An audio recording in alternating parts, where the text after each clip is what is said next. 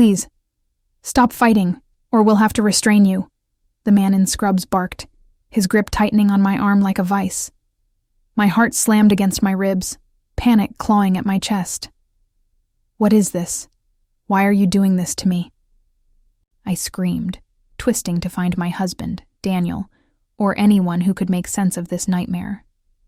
But all I saw were cold, blank faces dragging me from my home like I was a criminal. "My name is Sarah Mitchell. I'm 32. And just weeks ago, I thought losing my father, Thomas Mitchell, in a plane crash was the worst pain I'd ever face. But that morning, as they shoved me into an unmarked van and drove me to a place that felt like a prison, I realized my real nightmare was just beginning. Daniel, the man I loved and trusted, was nowhere to be found. This is a story of betrayal so deep it shattered my world, of fighting to reclaim my life, and of discovering a strength I never knew I had. Stick with me, because if you've ever been blindsided by someone you trusted, you'll feel every step of this journey, and the ending will leave you breathless. The van ride felt endless, my sense of time warped by fear. I begged for answers, my voice hoarse. But the men in the front stayed silent, their faces hidden behind mirrored sunglasses. The air smelled sharp, like bleach, and the engine's hum was the only sound. When we stopped, they yanked open the doors, revealing a towering building behind a high barbed wire fence. My stomach dropped as they marched me inside, their hands bruising my arms. The place was wrong from the start. Beige walls, the sour stench of chemicals, and white-coated staff who moved like ghosts, avoiding my eyes. "There's a mistake," I pleaded, my voice breaking. "You've got the wrong person." "No one," answered. They handed me a gray jumpsuit and told me to change, like I was checking into a hospital, not being kidnapped. A tall man in a pristine white coat approached, his smile too calm, too practiced. "Ms. Mitchell, I'm Dr. Edward Vance. Director here," he said, offering a hand I refused to touch. "You're safe now." His voice was smooth, but his eyes were ice cold. Safe? I felt like I'd been thrown into a cage. "What is this place? Why am I here?" I demanded, trembling. He sighed, like I was a child throwing a tantrum. "You're confused, Sarah, and that's understandable. This is for your own good. Your husband has been very concerned about your well-being since your father's passing." My blood froze. "Daniel? This wasn't concern. It was betrayal. Not long ago, my life felt like a dream. I had Daniel, a beautiful home, and a future I believed in. My father, Thomas, was my rock, raising me alone after Mom died when I was 6. He was a titan, building Mitchell Industries from nothing, yet always had time to be my hero, teaching me to ride a bike, cheering at my school plays. When his jet crashed, the call came while I was planning a gala for his charity. "Ms. Mitchell, we're so sorry." The words blurred as I collapsed, the world unraveling. No survivors. My dad gone in an instant. At his funeral, I stood beside Daniel and his mother, Evelyn, as strangers offered condolences. Evelyn's grip on my hand was tight, her tears seeming heartfelt, but something felt off. Her touch too calculated, her eyes too sharp. Grief numbed me, but the will reading hit harder. "Sarah, you're the sole heir," the lawyer said. Mitchell Industries, its factories, investments, properties, was mine. Daniel squeezed my hand, his smile soft, but Evelyn's face was a mask. Overnight, I was thrust into a world of boardrooms and decisions I wasn't ready for, the weight of Dad's empire crushing me. Now, I sat in a stark room, fluorescent lights buzzing, the walls a lifeless beige. Dr. Vance's words echoed. "Your husband is concerned." Concerned? Daniel hadn't said a word about this. How could he send me here without a conversation? Every question I asked got the same response. "It's in your best interest." My best interest was being locked away, cut off from the world. They forced pills on me, saying they'd help me relax. I resisted, but a nurse loomed until I swallowed. Soon my thoughts fogged, my body heavy, like they were erasing me bit by bit. When I woke, the silence was suffocating. Not peaceful, but hollow like a void. I was in a white room, bare except for a thin bed and a steel chair. No windows, no clock, just emptiness. My head throbbed, my mouth dry, my limbs weak, as if I'd been out for days. "Hello?" I called, my voice a rasp. Only my echo answered. Panic surged, then rage. I pounded the walls, screaming, "Let me out! What is this place?" My hands stung, but I didn't stop until a nurse appeared, her face blank, a syringe in hand. "Calm down, Ms. Mitchell," she said, robotic. I backed away, but she grabbed me, the needle piercing my arm. "No!" I yelled, but the room spun, and darkness swallowed me. Weeks blurred into a haze, time marked only by a nurse's offhand comment.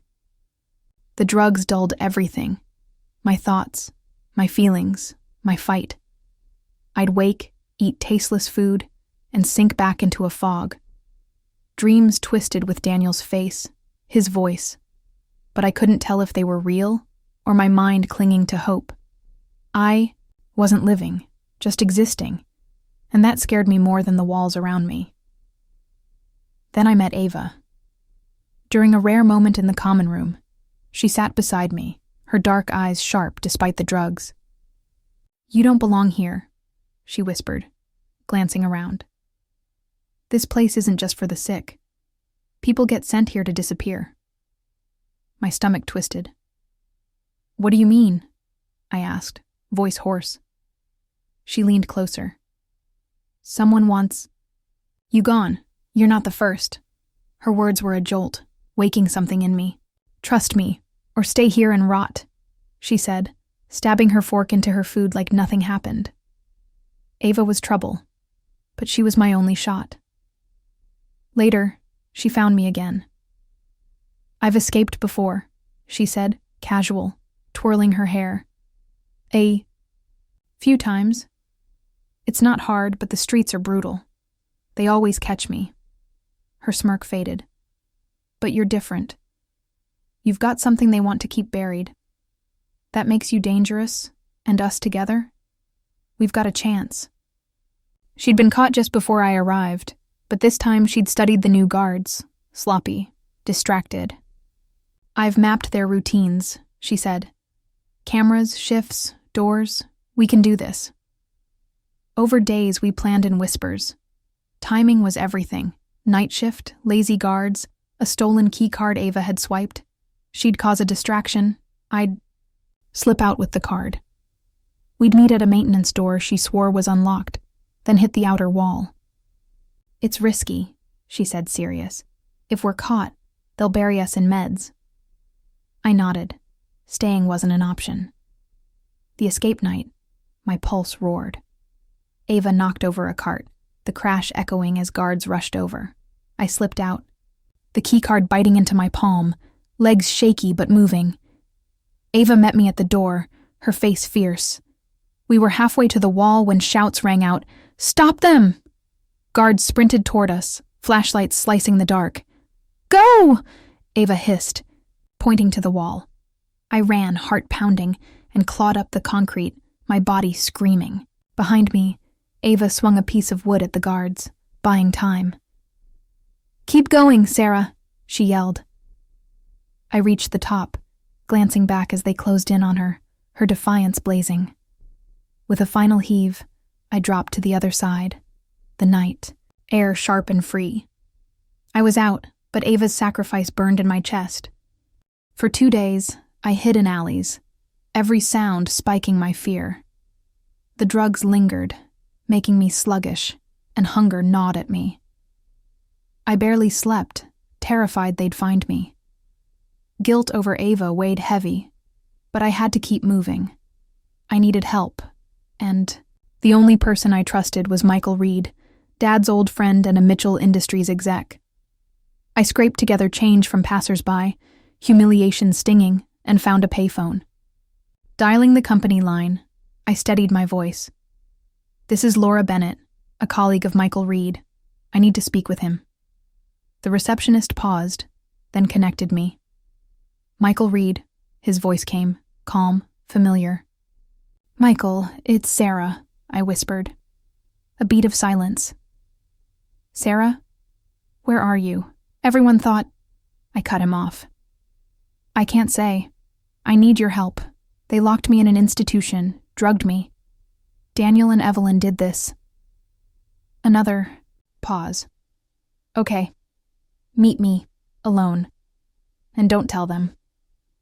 Michael met me at a quiet park as dusk fell. I watched from behind a tree, ensuring he was alone, then stepped out. His face paled. "Sarah, what happened to you?" We sat on a bench, and I spilled everything. Daniel's betrayal, the facility, Ava's help. "They disappeared after they locked me away," I said, tears burning. "They wanted me gone." Michael leaned forward, disbelief and anger in his eyes. "Why would they do this? Daniel loved you. And Evelyn?" I shook my head. "I don't know, but it's more than the inheritance. I need you to help me find out." He nodded. "I believe you. You need somewhere safe. I've got a cabin outside the city, quiet, off the grid. Stay there. We'll figure this out." The cabin was simple, a warm contrast to the facility's sterile walls. Michael brought food and clothes, his kindness a lifeline. "I've got a friend, a private investigator," he said the next morning. "He'll dig into what Daniel and Evelyn did." Hope flickered, fragile but real. A week later, Michael returned with Ethan Cole, a tall, sharp-eyed PI with a weathered briefcase. "Ms. Mitchell," Ethan began, spreading documents on the table. "This is worse than we thought." He showed a fake psychiatric report claiming I was suicidal, signed by a Dr. Helen Price, hired by Daniel and Evelyn. A bribed judge, Robert Klein, fast-tracked my commitment.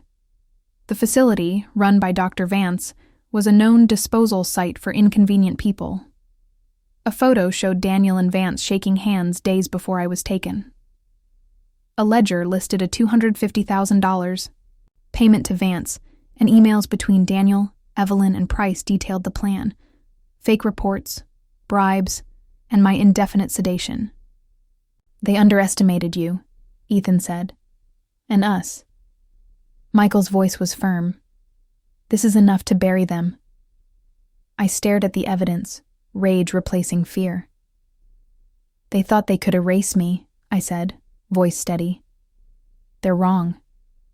The next day, Michael confirmed the police had warrants for Daniel and Evelyn. "It's happening," he said.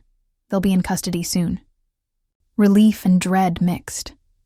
I was close to justice, but the betrayal still cut deep. I couldn't resist confronting Daniel. From the cabin's phone, I dialed his number. "It's over, Daniel," I said when he answered. Silence then. "Sarah?" "Oh my God. I've been so worried." "Stop," I snapped. "I know everything. The fake reports, the bribes, the drugs." He faltered. "I don't know what you mean. You've been through a lot." "Don't patronize me," I cut in. "I have proof. You and Evelyn tried to bury me." His voice cracked. "I didn't know what else to do. Evelyn said you were spiraling, that it was for your own good. I thought we were helping." "Helping?" I laughed bitterly. "You locked me away, drugged me, for money. Admit it." He shouted. "I loved you." Evelyn pushed me. I was weak, okay? I thought it was temporary. "You signed the papers," I yelled. "You let them destroy me. Take responsibility." His voice broke. "I didn't know it'd be that bad. I'm sorry, Sarah. I'll make it right." "Tell it to the police," I said, hanging up. my hands shaking, but my resolve ironclad. The next morning, I watched from across the street as police swarmed the mansion I'd called home. Officers stormed the door, and soon Daniel and Evelyn emerged. Daniel's face was ashen, his eyes wild as they cuffed him. "Sarah!" he shouted, spotting me. "Please, let me explain." I stood still, cold, refusing him even a glance. His please faded as they shoved him into a car. Evelyn, defiant, her chin high, said nothing, her eyes never meeting mine. As the cars drove off, a weight lifted. Relief, anger, and a quiet triumph mixed inside me. They'd tried to break me, but I was still here. Weeks later, I sat in the cabin, the evidence now with prosecutors. Daniel and Evelyn faced charges, fraud, conspiracy, and more. The truth was out, and Mitchell Industries was mine again. But it wasn't about the money. It was about reclaiming my life. I thought of Ava, hoping she'd escaped too, and vowed to find her someday. That morning in the van, when they tore me from my home, I thought I'd lost everything. But fighting back, surviving, showed me I was stronger than their lies. I wasn't just Thomas Mitchell's daughter. I was Sarah, unbroken and finally free to rebuild.